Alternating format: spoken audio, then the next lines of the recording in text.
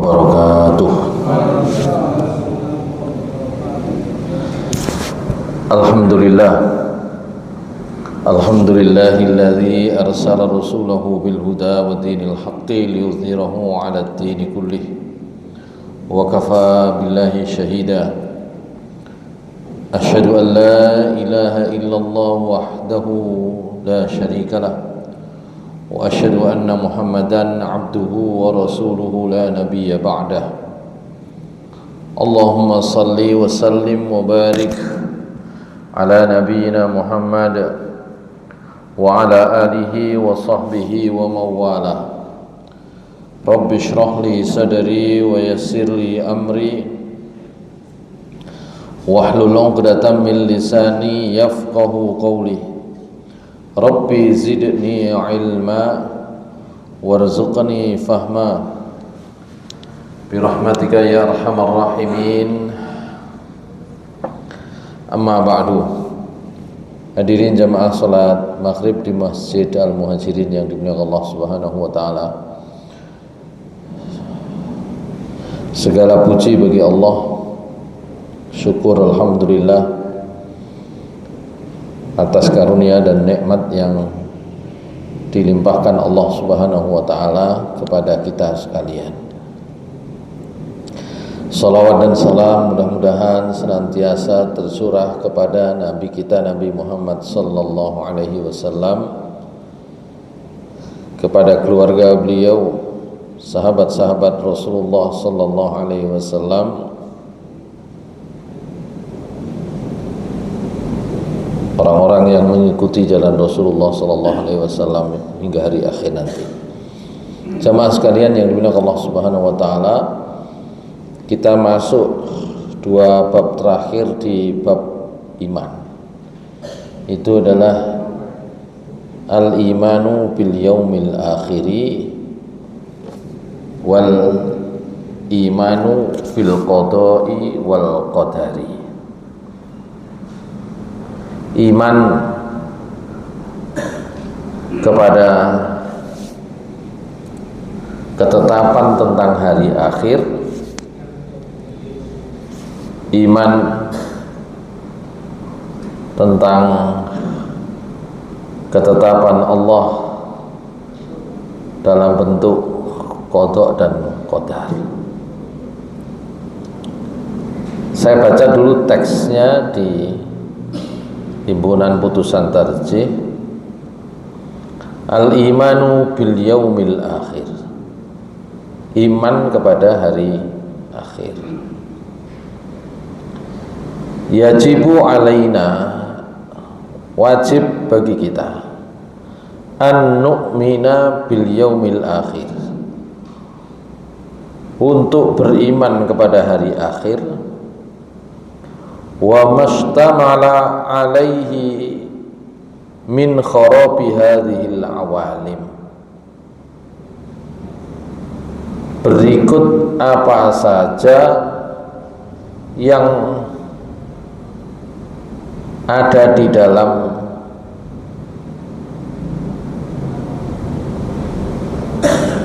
peristiwa rusaknya hari akhir itu. Peristiwa rusaknya al-awalim, jamak dari alam, alam-alam. Rusaknya alam pada hari akhir. Wa ma akhbara bihi Rasulullah sallallahu alaihi wasallam, dan wajib beriman dengan apa yang sudah diberitakan oleh Rasulullah SAW. Wa tawatara, dan yang sampai secara mutawatir. Mutawatir niku sampai kepada kita dari banyak referensi sumber jalan. Dadi nek berita niku umpama enten berita BBM naik per Desember. Kalau itu hanya dari satu media, dalam ilmu hadis itu disebut hadis gharib.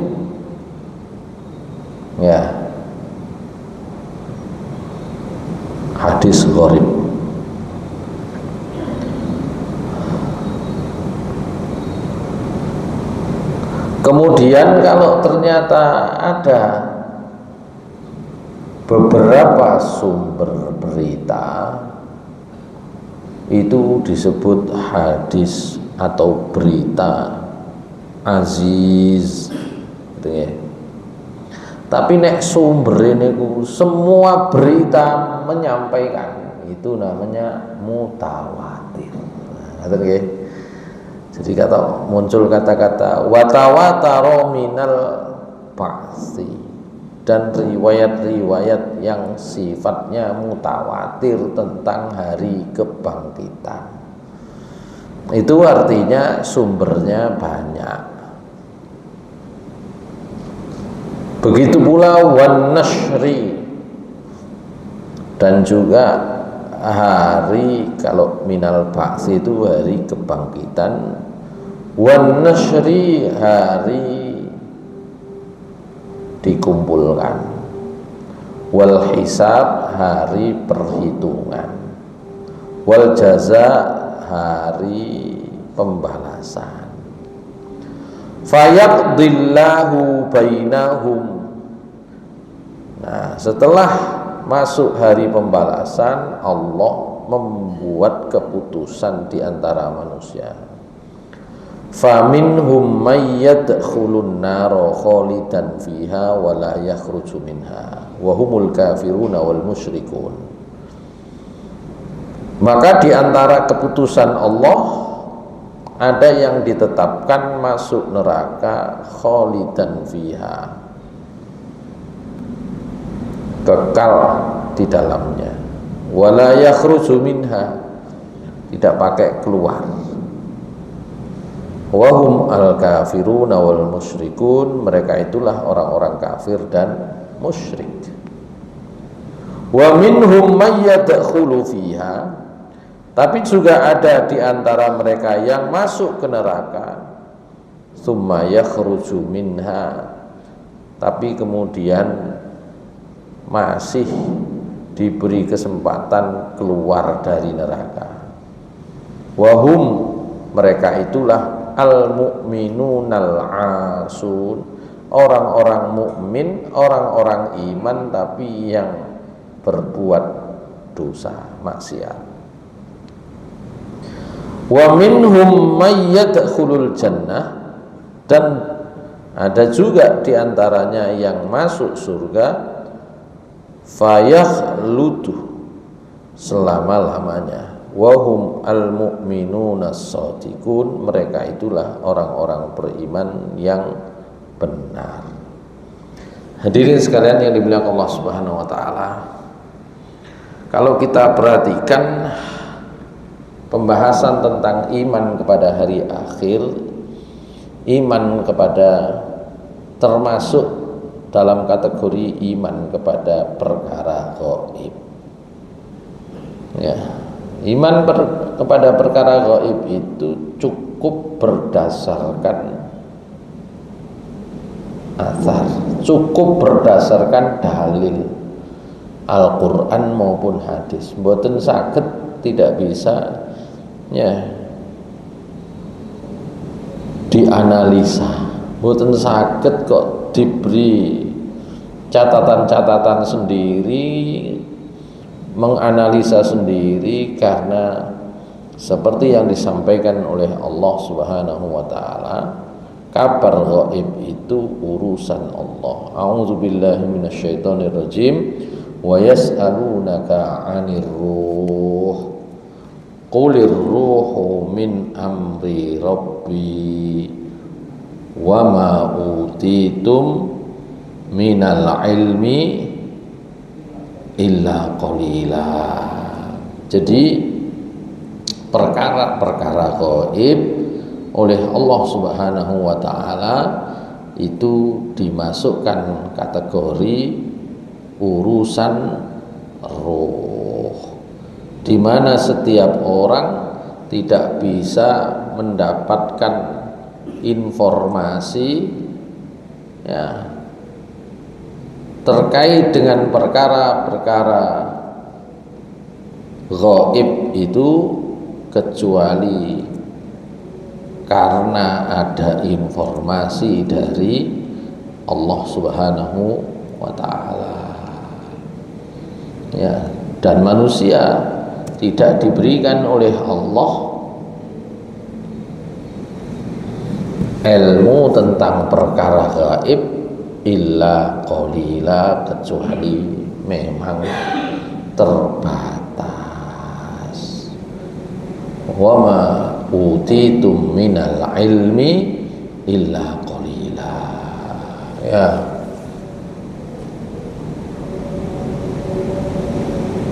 dan Nabi Muhammad SAW memang pernah dites, diuji oleh orang-orang Yahudi supaya beliau mau menjawab pertanyaan tentang roh itu. Jadi perkara gaib itu sifatnya tauqifi. Apa tauqifi? Tauqifi itu ya pokoknya jawabannya dari Allah atau informasinya dari Allah Subhanahu wa taala dan Rasulnya, selesai. Cuma memang sebenarnya di dalam Al-Quran itu sudah agak banyak diceritakan tentang hari akhir dengan tahapan-tahapannya. Ya. Kalau yang disebut di dalam himpunan putusan tarjih tadi, tahapannya cuma apa niku? Ada yaumul ba'tsi, hari kebangkitan. Kemudian wan nasyri, hari orang dikumpulkan. Ya. Kemudian ada hisab, orang dihisab, hitung. Ada jaza, ada pembalasan, dan ada keputusan dari Allah. Nah, tapi kalau kita mau buat agak rinci, saya tadi mengumpulkan kurang lebih fase hari akhir dan dalil-dalilnya ada di sini. Ya. Hari akhir itu dimulai dengan hari kiamat, gitu ya. Nah, coba kita lihat itu di Quran surat Az-Zumar, ya, kita lihat, kita cari dalam Quran surat Az-Zumar, Allah Subhanahu wa taala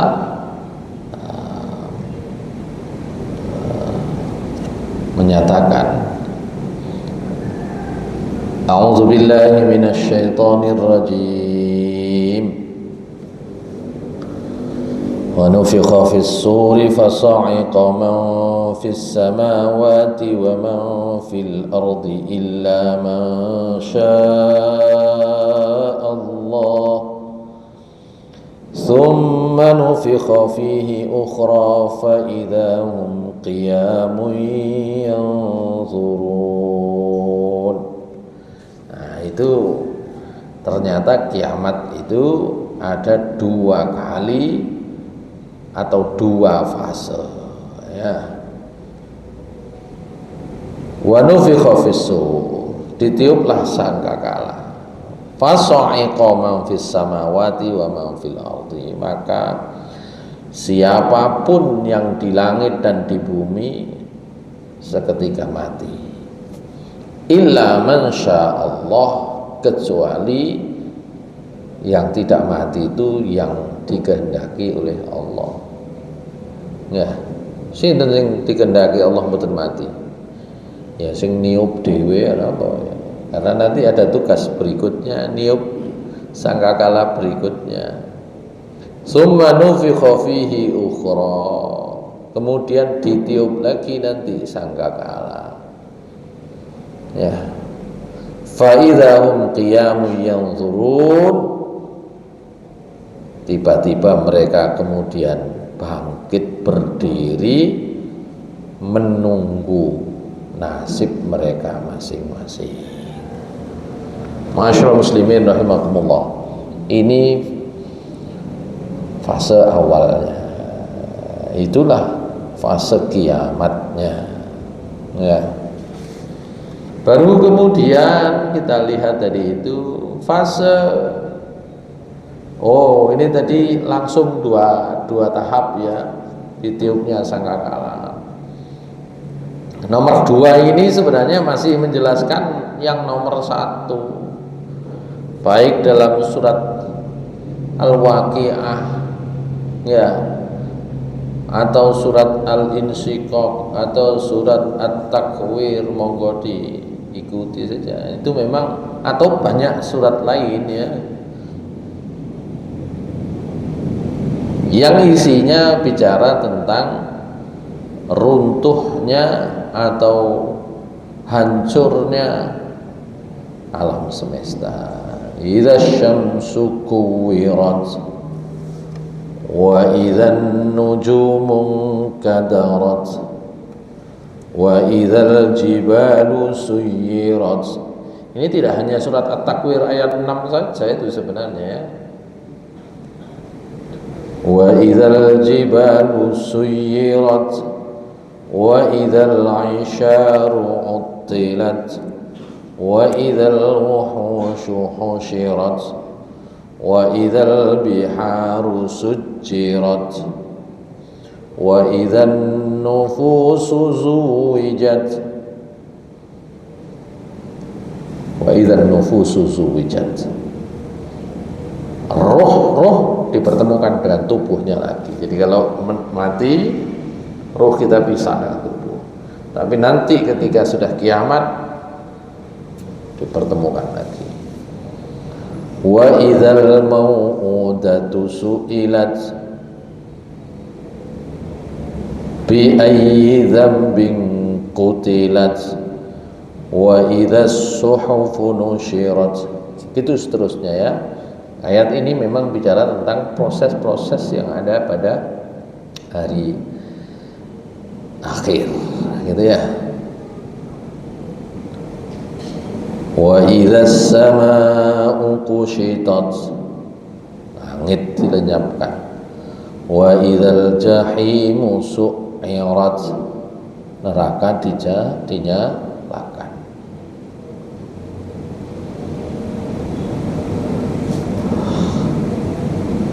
Wa idzal jannatu uzlifat. Itu ya. Begitu seterusnya. Jadi ada fase berikutnya adalah fase hancurnya alam semesta. Kemudian tadi, jadi yang nomor 1 itu penjelasannya ada di nomor 2 dan nomor 3. Muncullah kemudian hari kebangkitan. Tadi surat Az-Zumar ayat 68. Ya. Apa itu? Ditiupkanlah sangkakala berikutnya, fa idzahum qiyamun yanzurun, gitu ya. Bangkit semua. Kemudian ada fase lagi. Kalau sudah bangkit, kemudian hari dikumpulkannya manusia. Ada banyak ayat yang terkait, cuma kita ambil salah satu saja. Dalam surat Al-Baqarah itu wattaqullaha wa'lamu annakum ilaihi tuhsyarun. Ya. Bertakwalah kalian kepada Allah, dan kata Allah,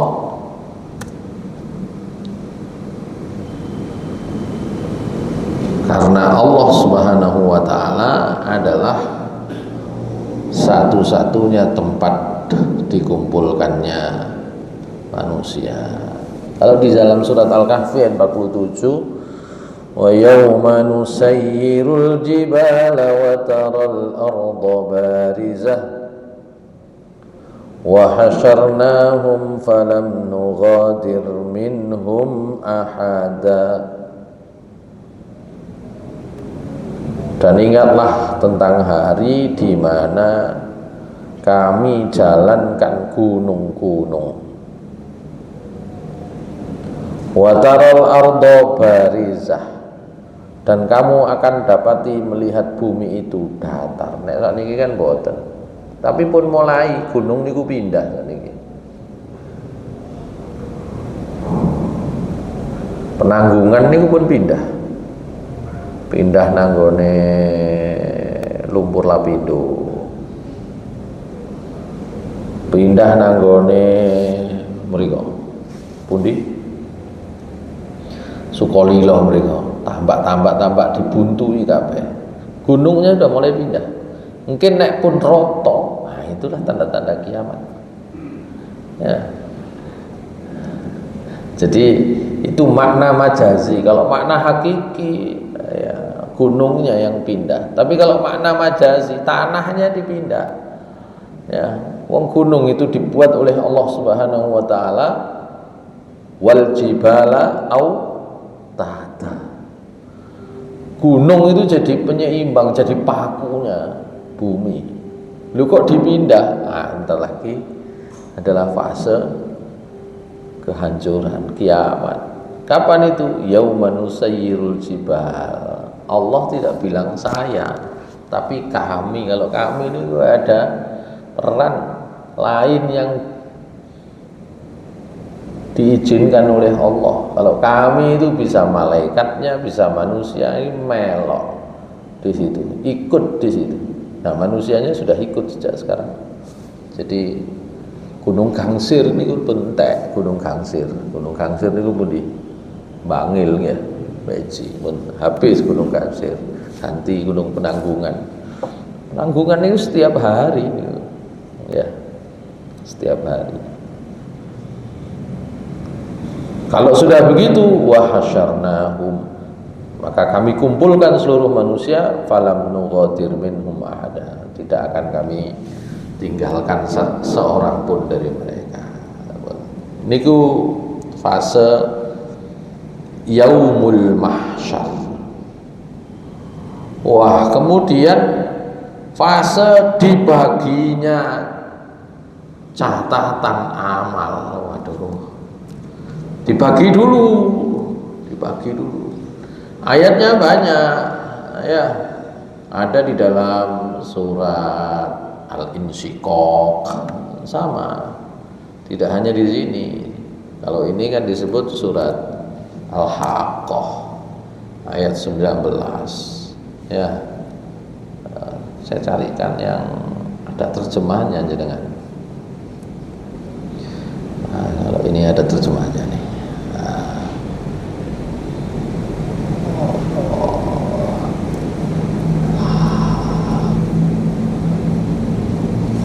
Mulai di sini ya, ayat 19.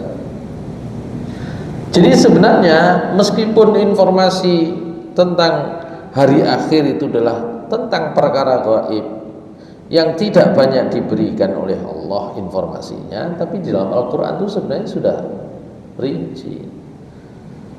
Ini ayat ini sama nanti dengan surat apa? Al-Insyiqaq. فَأَمَّا مَنْ أُوتِيَ كِتَابَهُ بِيَمِينِهِ فَسَوْفَ يُحَاسَبُ حِسَابًا يَسِيرًا وَيَنْقَلِبُ إِلَى أَهْلِهِ مَسْرُورًا وَأَمَّا مَنْ أُوتِيَ كِتَابَهُ وَرَاءَ ظَهْرِهِ فَسَوْفَ يَدْعُو ثُبُورًا وَيَصْلَى سَعِيرًا innahu kana fi ahlihi masrura, dan seterusnya. Kalau di sini agak berbeda kalimatnya. Di surat napa niki? Al-Haqqah. Fa amma man utiya kitabahu bi yaminihi fayaqulu ha umqra'u kitabiyah inni dhanantu anni mulaqin hisabiyah fahuwa fi 'ishatin radiyah fi jannatin 'aliyah qutufuha daniyah kulu washrabu hani'an bima aslamtum fil ayyamil khaliyah. Niku sing enak.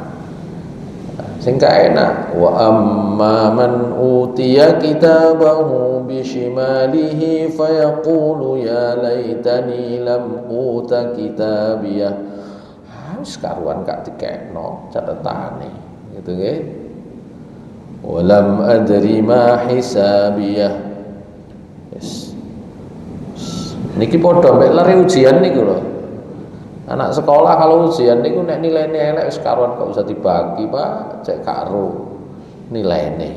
Walam adri ma hisabiyah, sehingga aku tidak mengetahui ya hisabku. Ya laitaha kanatil qadiyah. Wis umpama mati wis cukup ngono karuan. Wis kadek enten catatan barang wis karuan mati ngono wis.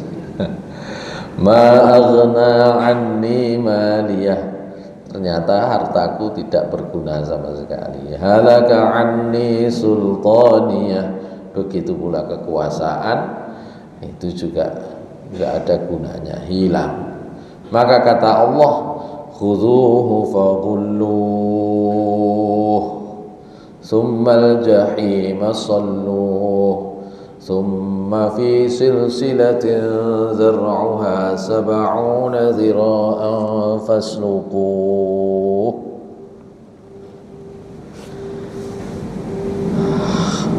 Dan seterusnya. Ini mirip dengan yang di surat apa jenenge?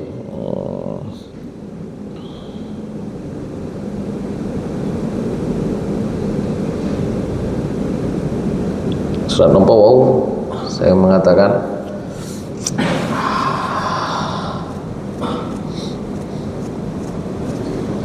Al-Insyiqaq gitu ya. Sama dengan di surat Al-Insyiqaq. Itulah hari diberikannya. Jadi rinciannya begitu. Setelah dikumpulkan semua diberi catatan. Yang Al-Isra ayat 13-14 saya tidak buka ya. Oh ini Al-Insyiqaq tadi ya. Hisabnya di situ.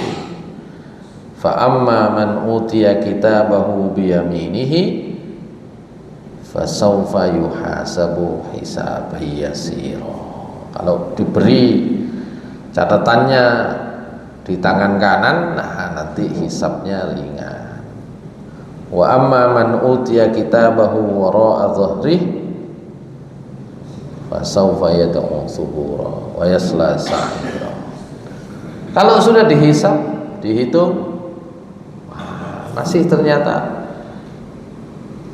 ditimbang. Ya. Mengapa setelah dihitung ditimbang? Ini dua metode yang berbeda. Ada apa namanya? Takaran, ada timbangan. Gitu ya. Jadi perhitungan itu pakai model takaran, timbangan. Itu namanya yaumul mizan. Ya, hari penimbangan. Maka Allah Subhanahu wa taala itu menyampaikan dalam surat Al-Anbiya ayat 47. Niki tahapan-tahapannya ya. Nanti dalam sejarah Islam itu ada dua kelompok yang saling bertentangan. Dua-duanya tidak pakai timbangan, tidak pakai dihitung. Itu namanya nanti ada, kemarin sempat saya singgung ya, Murji'ah dan Khawarij. Ya, Khawarij, Murji'ah dan Khawarij itu sama, itu pokoknya modelnya mohon maaf, modelnya adalah bagi mereka itu semuanya model borongan, ya, borongan. Orang Khawarij berpendapat orang Islam berdosa besar neraka. mari pun selesai. Kadek dihitung. Ya, borongan. Sementara orang Murji'ah nggih padha, pokoke duwe iman mlebu swarga. Dosane akeh ndak pengaruh. Itu dulu ya pernah dalam sejarah Islam itu begitu. Mengapa? Karena di dalam Al-Quran juga ada isyarat-isyarat seperti itu. Ya, Innallaha la yaghfiru an yushraka bihi wa yaghfiru ma duna dzalika liman yasha. Wa man yushrik billahi faqad iftara itsman 'azima. Jadi ada anggapan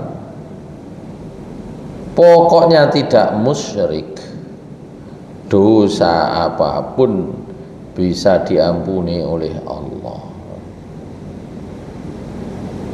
Saya saniki enggak ada orang Khawarij, enggak ada orang Murji'ah, tapi praktek.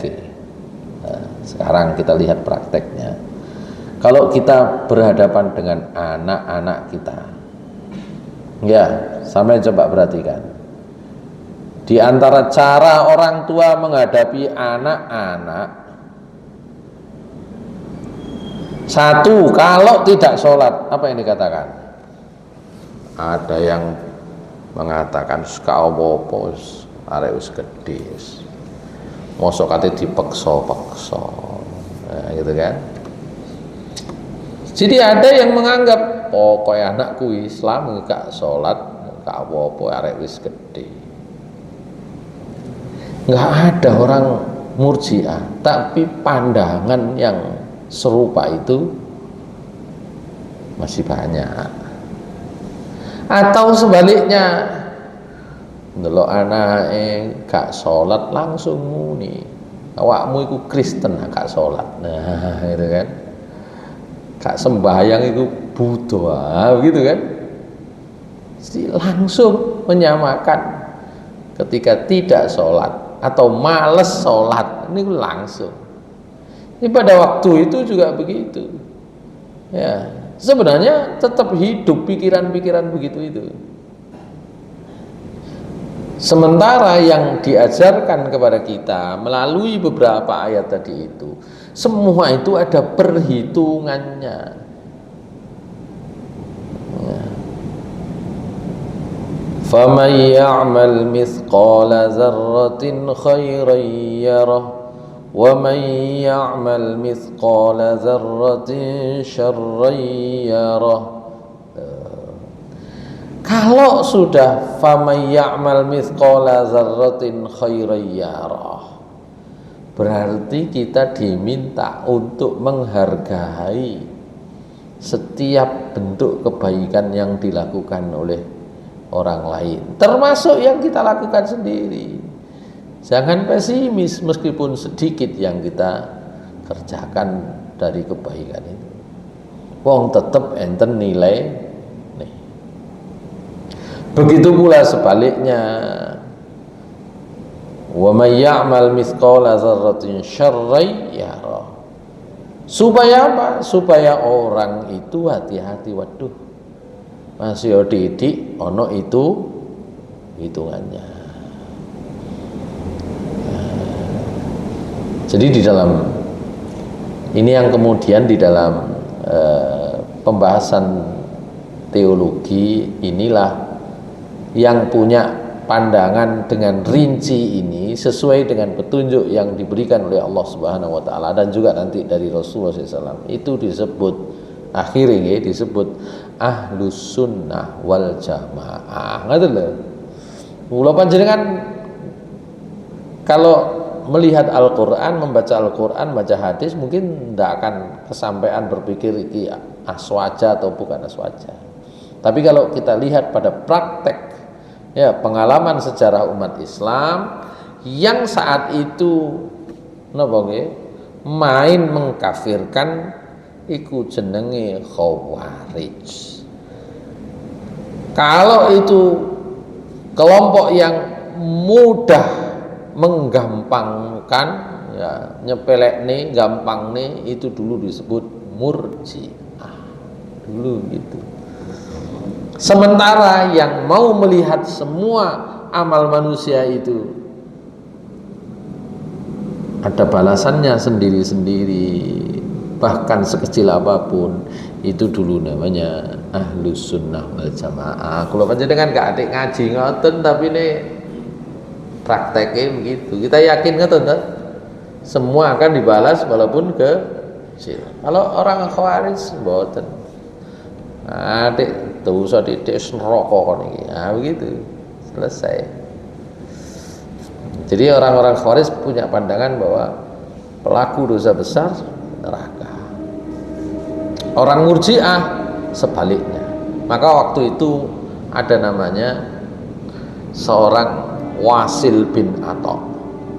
Wasil bin Atha niku murite Hasan al-Basri. Hasan al-Basri itu generasi tabi'in, ya, namanya aja al-Basri, berarti tinggalnya di Basrah, Irak. Seorang ahli ibadah. Hasan al-Basri niku ahli ibadah, ahli fikih, ahli tafsir, ahli hadis pada zamannya, okay? Seorang ulama pada zamannya, banyak yang ngaji pada beliau, salah satunya Wasil bin Atha. Karena perdebatan di luar itu tetap panas, sing siji main ngafirno, sing siji main gampangno. Maka Wasil bin Atha bertanya kepada Hasan al-Basri, wahai guru, bagaimana pendapatmu kalau ada orang Islam yang berdosa besar? Nah, wong Islam jelas mlebu swarga. Tapi masalahnya berdosa besar iki ya apa statusnya? Hasan al-Basri itu tahu yang dimaksud itu adalah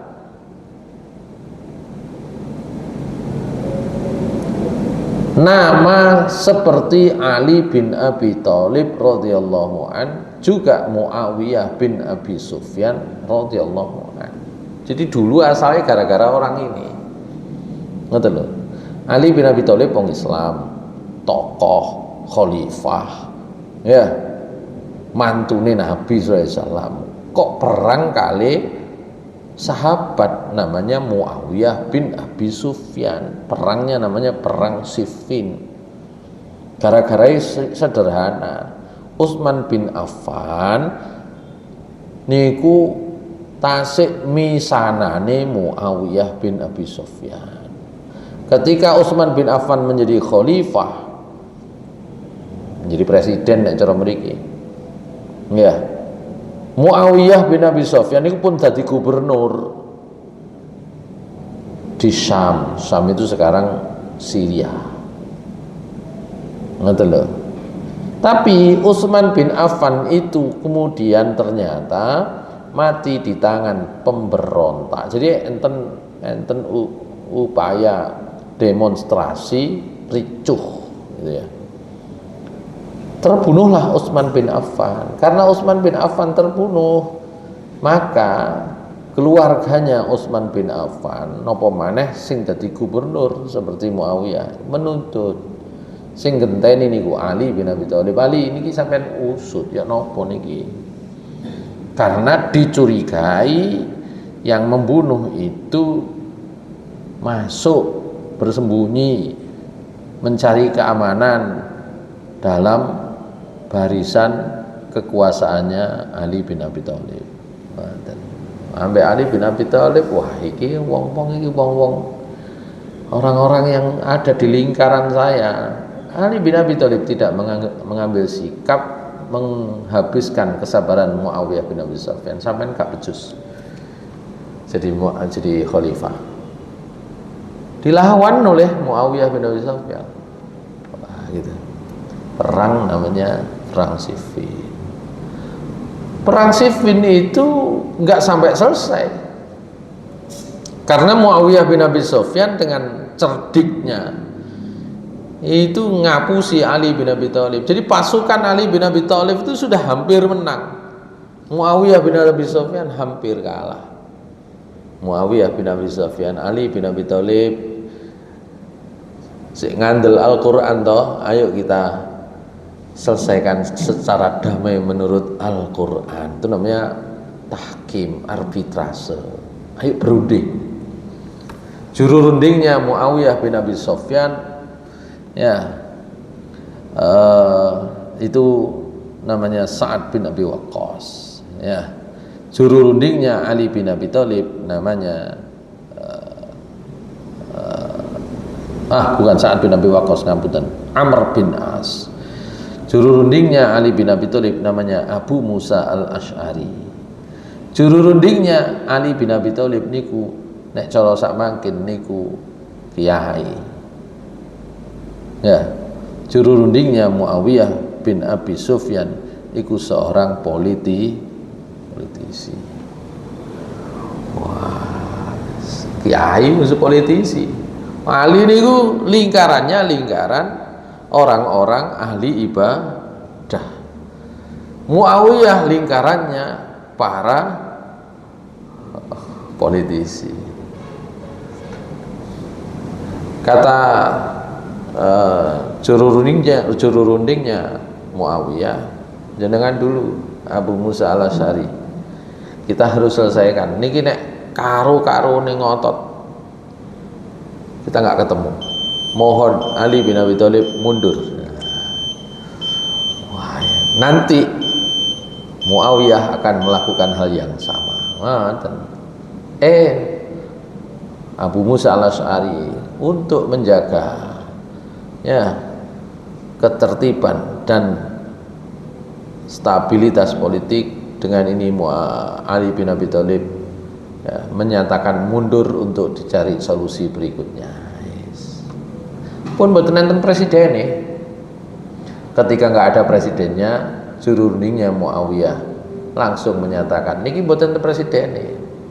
Berarti presiden ini Muawiyah. Nah, gitu. Khalifahnya Muawiyah rame pun.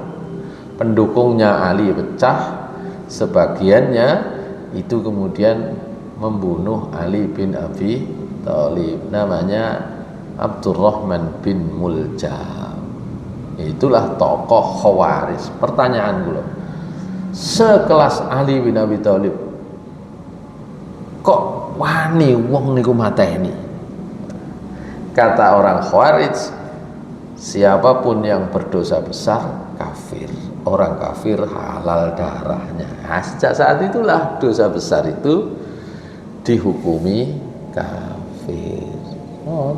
Gak peduli salate ana apa, gak peduli, dosa besar. Kenapa dosa besar?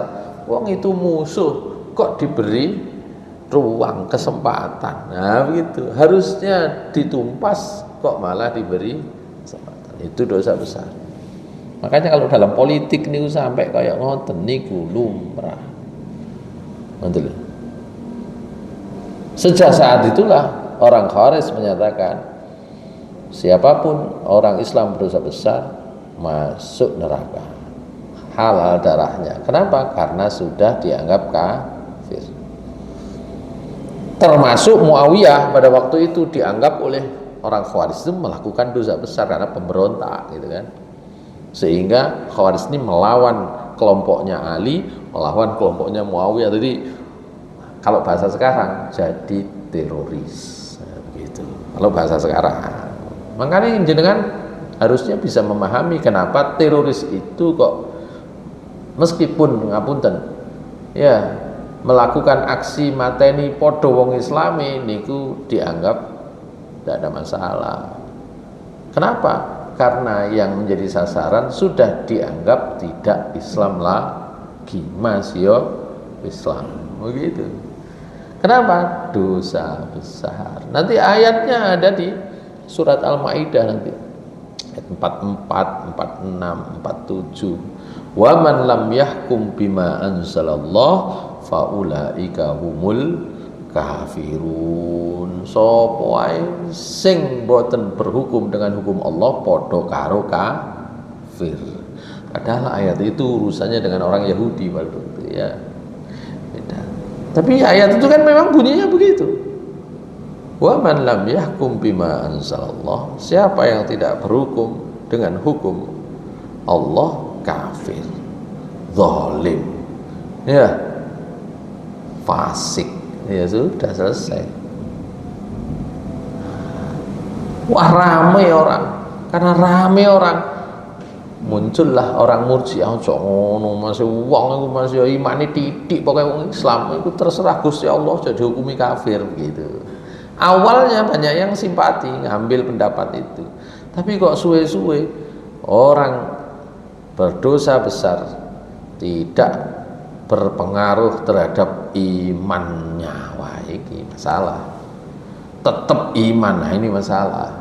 Hasan Al-Basri ditanya tentang ini, ya apa pendapat jenengan, oleh Wasil bin Atha, orang Islam berdosa besar.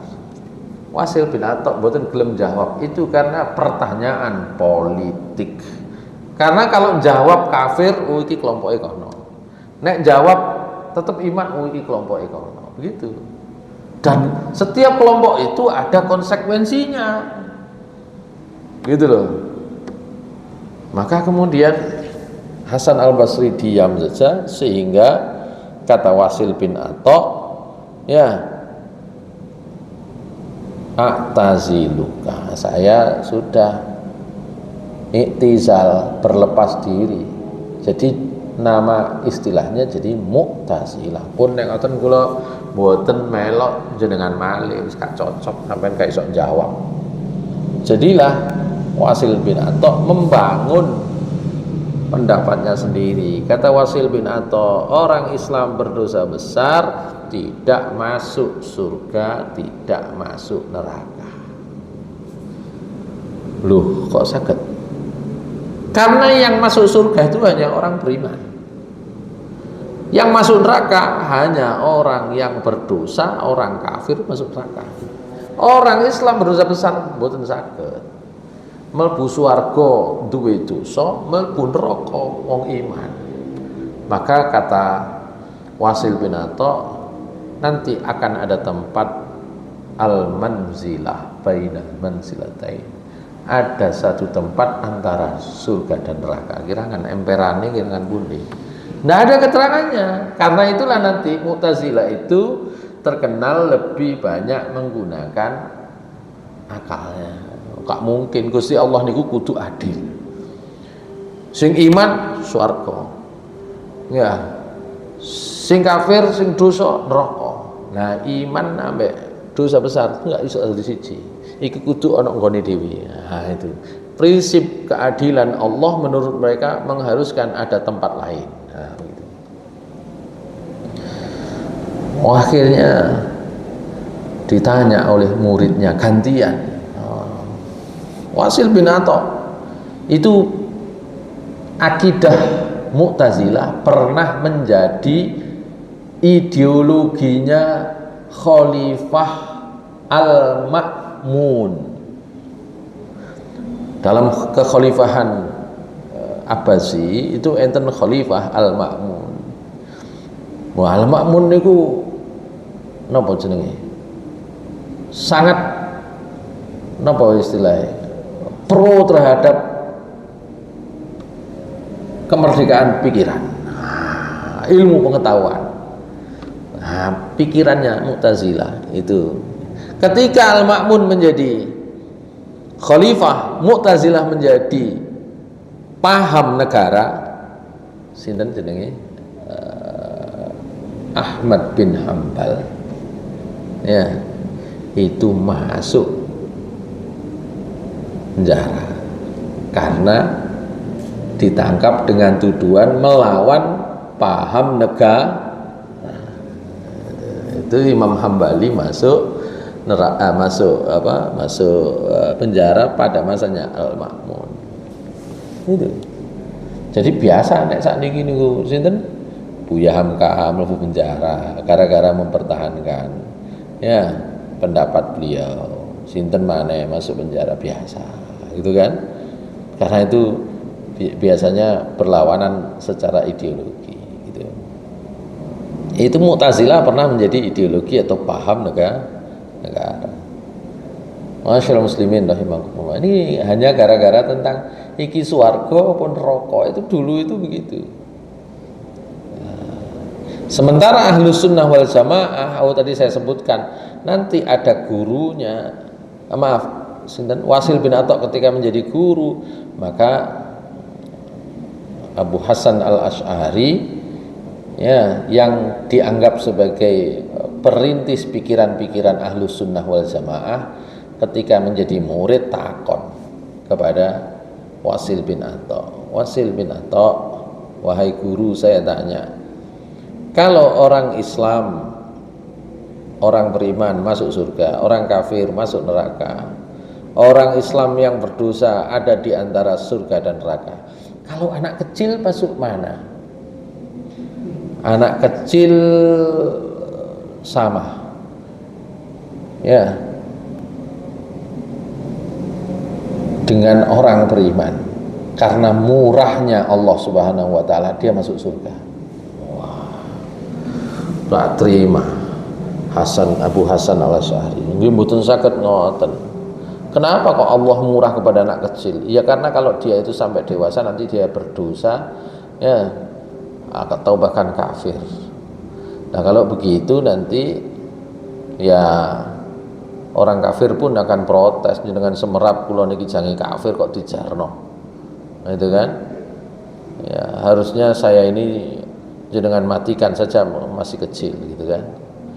Nah, sejak saat itulah Abu Hasan al-Asy'ari lebih banyak mengutip apa yang ada di dalam Al-Qur'an, bahwa semuanya itu akan ditimbang. Nah, gitu ya, dihitung dan ditimbang. Mboten kok moro tadi itu ya. Akan ditimbang. Nah, dengan itulah nanti beberapa hadis, kita belum nggak sempat ya membahas ya. Beberapa hadis itu menyebutkan bahwa nanti di akhirat akan ada orang masuk neraka. Oleh Rasulullah SAW dipilih, ya Allah niku umatku. Nah terus ya apa? Niku ono imane. Terus jenengan paringi kesempatan kula untuk menolong, ampuni ya Allah, ya wis.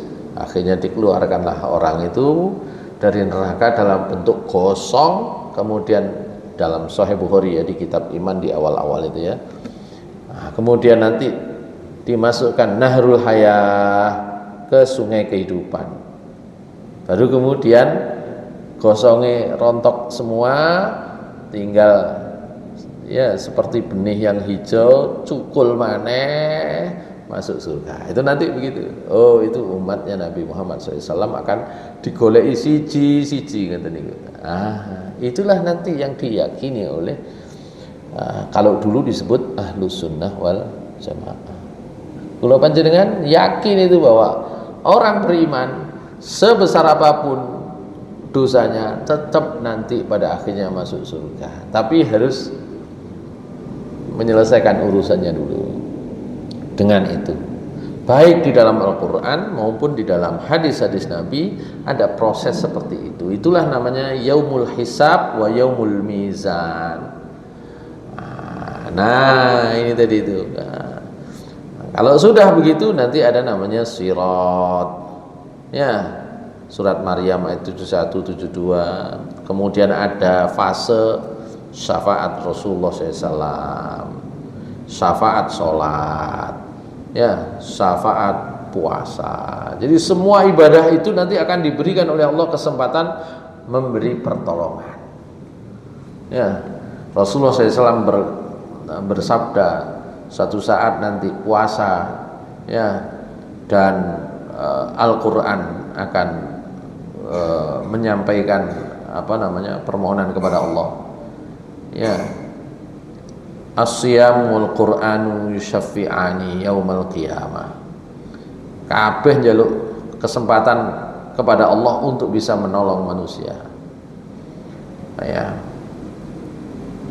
Puasa berkata, ya Allah, orang ini sudah menahan lapar di siang hari gara-gara saya.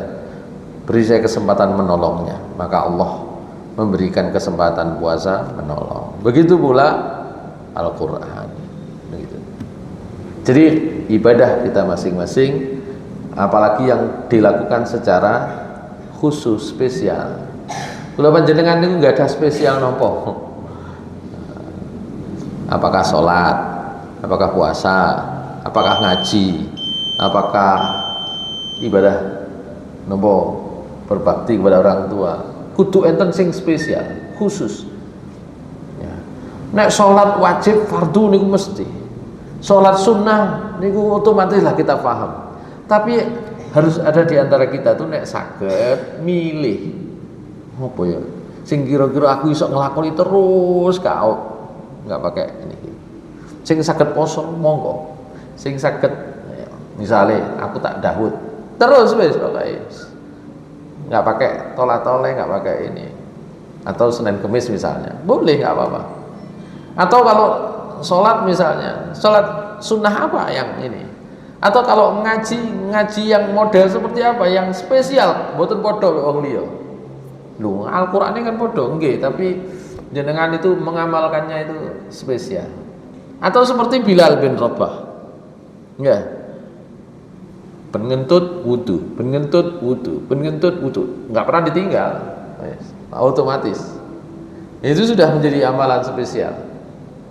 Nah itu nanti yang akan diberi kesempatan memberi syafaat di hari kiamat. Baru kemudian ada fase al-haud, ya, berada di dekat telaga Nabi SAW, kemudian surga neraka, dan yang di surga khususnya itu adalah melihat Allah Subhanahu wa Ta'ala.